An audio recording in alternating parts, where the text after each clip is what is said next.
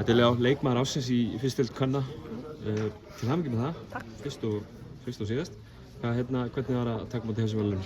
Það var bara mjög gaman sko. Já. Komið þið inn í Stjarnan vinnur sem alltaf upp í söpbudeildina fyrir næsta tímabil. Hverju voru væntingarnar svona þegar þú komst inn í þetta tímabil? Ég veit það ekki alveg sko. Ég vissi alveg að ég var að spila með mjög góðum stelpum og bara, já, það eru bara nógu góður greinilega til þess að.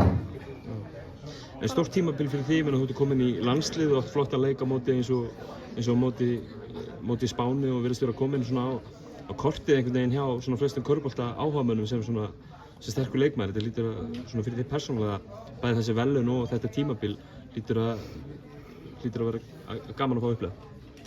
Já, þetta er mjög skemmtilegt. Ég er mjög spennt að fara upp í Söpbey, en ég veist þessi líka.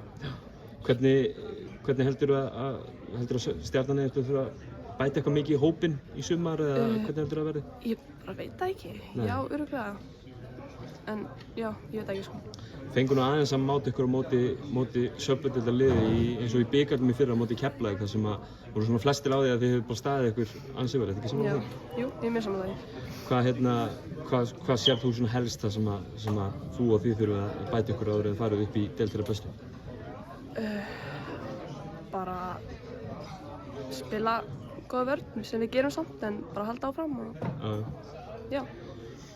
Til hamingju aftur, Diljá og gangi ykkur vel. Takk.